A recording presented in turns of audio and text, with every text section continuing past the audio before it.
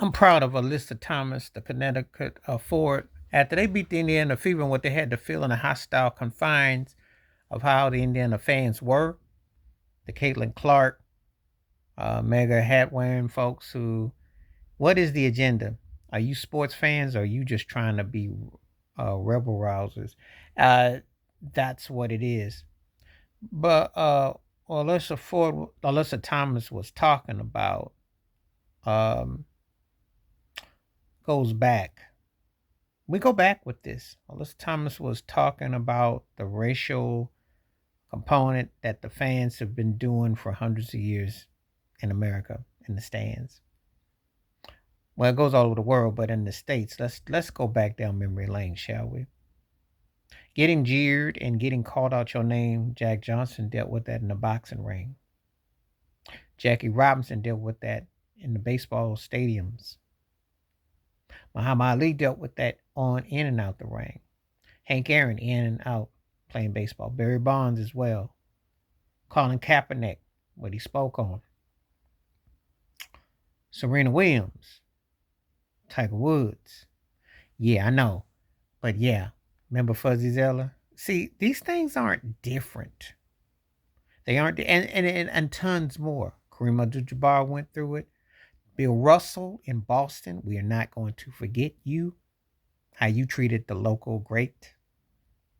Wasn't that long ago? People got to talk about it. I know sports gets romanticized, the escapism, we root. However, it don't always go like you think it does. And you know, Caitlin Clark's a good player. She ain't great. She ain't won nothing. She had a really good rookie year. But let's keep it 100. What happened in college? She went to two finals. She didn't win. She got all these stats. She didn't win. Led Indiana to the playoffs. She didn't win. When we're going to focus on the dub and stop always trying to cover because of stats, yeah, she can play. However, this making this pop sensation to to glorify someone who's still a work in progress is so embarrassing. This is what happens often than not. Trying to get the next hype, trying to get trying to push agenda. And it drives. Now, how do I feel about the WNBA? There is some good basketball being played. Audrey Wilson is the best player going in WNBA. You have women that are putting up numbers. However, this need for an American Idol pop star to be like a Taylor Swift for basketball and push an agenda is the marketing aspect, which takes away from the people that put the work in. It's almost like, well, you're irrelevant. And that's what they're saying, you see. This is what it comes down to, the narrative, the push, the agenda. And I'm glad they didn't loss. Because I get tired of hearing about Caitlin Clark. Now we're going to actually concentrate on basketball again. We're going to concentrate on the games and what's happening. Don't want everybody to have a fair shot in the balance. If you're the best player, no matter where you come from, your background, let that happen, but not with the narrative agenda. You know what the narrative is because it's got to fit that you are marketing. But Alyssa Thomas was speaking about something that has happened. Arthur Ashe went through it at Wimbledon too.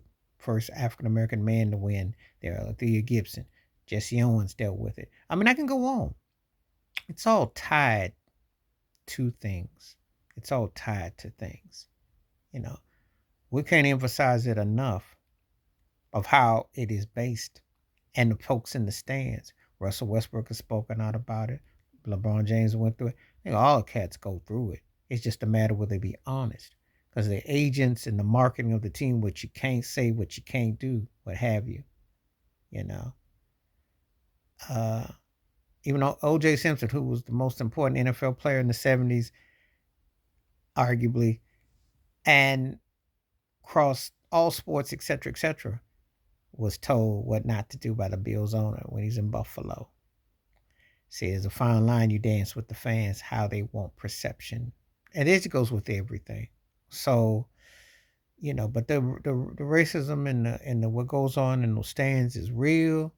The jeers, And I loved it when there was the lockdowns when the fans couldn't come to the stands. As a matter of fact, I'm one of the few people that say because they don't really need them.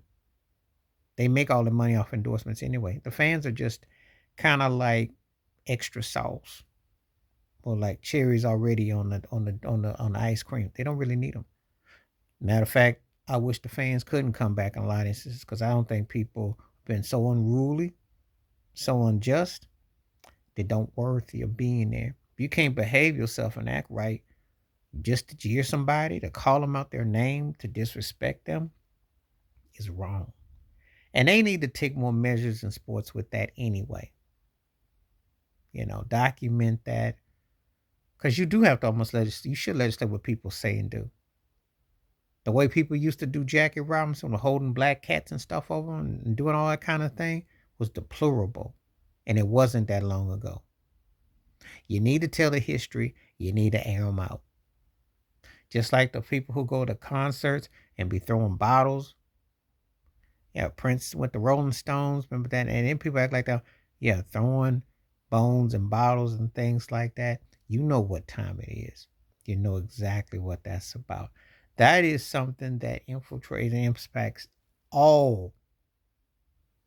All. Because that kind of behavior is one sided and it is connected.